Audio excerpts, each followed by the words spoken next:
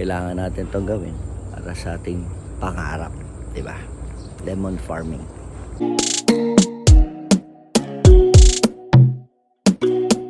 So ito yung pinaka side dati ng bahay. So may muhon. Yan.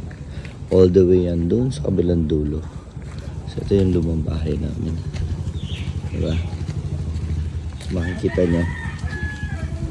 Talagang madamo na. Masukal na. So gagawin to. Ang tawag doon, ipapatagpas. Ayan. Pasok tayo para makita natin kung ano na ba nangyari sa lumang bahay natin. Here we go. Getting in. Yan. Dati, ano yan, parang garden. Yan, masukal na talaga. Ito na yung old house. Ito na yung bahay. Diba? Ito, pa-check na natin. Ito. Screen. Medyo may crack na yan. Spider web. Saan po itatapakbuhan ito na. Ayan, lumang ba? Kwarto. Ito alam ko may wire pa to yo. May kuryente pa dito. So 2 bedrooms to. Ayan. Wala na. Wala na.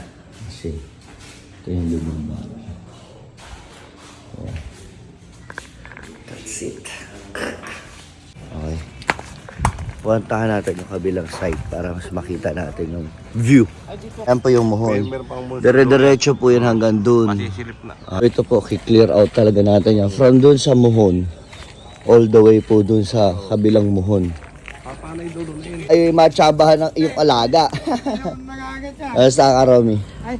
May kasama ko lang mga kaibigan natin kasi pinapacheck yung bahay eh. Ay, matanda na tayo. Alam mo na.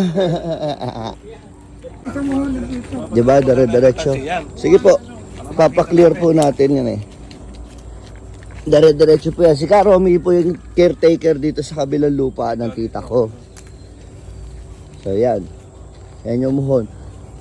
So all the way, hanggang doon pa yan, di ba? Sapa. Ito yung muhon dyan eh.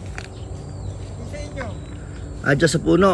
Ito, nagdaan lang to. Oo nga. Pero pag diretso pa, ayan ang panyan, diretso niyan. Kaya, So yan po lang yan. Yan, yan po ito lang. yung pinakakanto. Kanto dire-diretso na yan Oo, hanggang doon. diretso pa ganyan. Tapos parang pumaganyan. Ay, rumisbak na si Foreman. Yan yung mga tauhan niya. Pinag-aaralan yung ano, area lot dati. Diba? Kasi nga tatanggalin. I-clear out yan. Laki-laking ano to, gastos. Pero sige, ganun talaga. Yan yung tropa natin. Pupuntahan na yung dulo ng muhon. Yan. Diba?